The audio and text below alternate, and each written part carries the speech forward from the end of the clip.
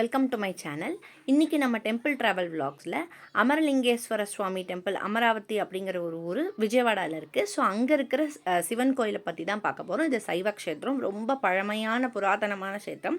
So இந்த கோயிலோட ஸ்தல வரலாறு என்ன அப்படின்னா, தாரகாசுரா அப்படிங்கிற ஒரு அசுரன் வந்து சிவனை நோக்கி தவம் புரிஞ்சு ஆத்மலிங்கத்தை பரிசாக வாங்கிக்கிட்டதுக்கப்புறம் மக்களை ரொம்ப துன்புறுத்தினால சுப்பிரமணிய சுவாமி வந்து அவர் கூட வதம் புரிஞ்சு அந்த ஆத்மலிங்கத்தை வந்து கட் பண்ணிட்டார். அப்போ தான் அவரை வந்து அழிக்க முடியும் அப்படின்ட்டு.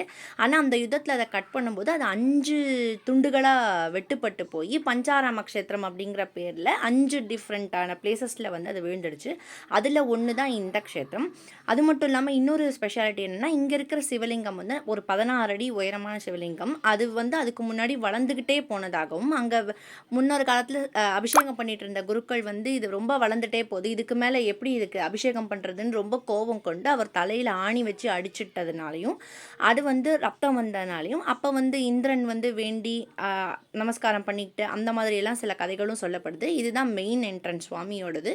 உள்ளே வந்து ஃபோட்டோவும் வீடியோவும் எடுக்கிறதுக்கு அளவுடு கிடையாது. ஆனால் நல்ல பெரிய கோயில், நிறைய மரங்களோடையும் சுற்றி நல்ல பிரகாரம் சுற்றி வந்து நமஸ்காரம் பண்ணுற மாதிரி இருக்கக்கூடிய நல்ல ஒரு பெரிய புராதனமான கோயில் இது.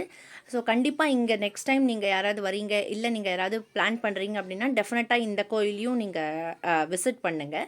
அது மட்டும் இங்கே வந்து நார்மல் தர்ஷன், டிக்கெட் தர்ஷன் எல்லாமே இருக்குது. பட் நான் சஜஸ்ட் பண்ணுறது என்னென்னா, இங்கே வந்து 300 rupees பர் கப்புளுக்கு வந்து ஏக்கருத்ராபிஷேகம் அப்படின்னு ஒன்று பண்ணுறாங்க.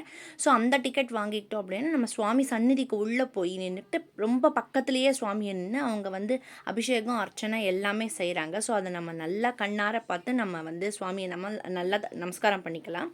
ஸோ இந்த கோயில் ரொம்ப நல்லாயிருக்கு.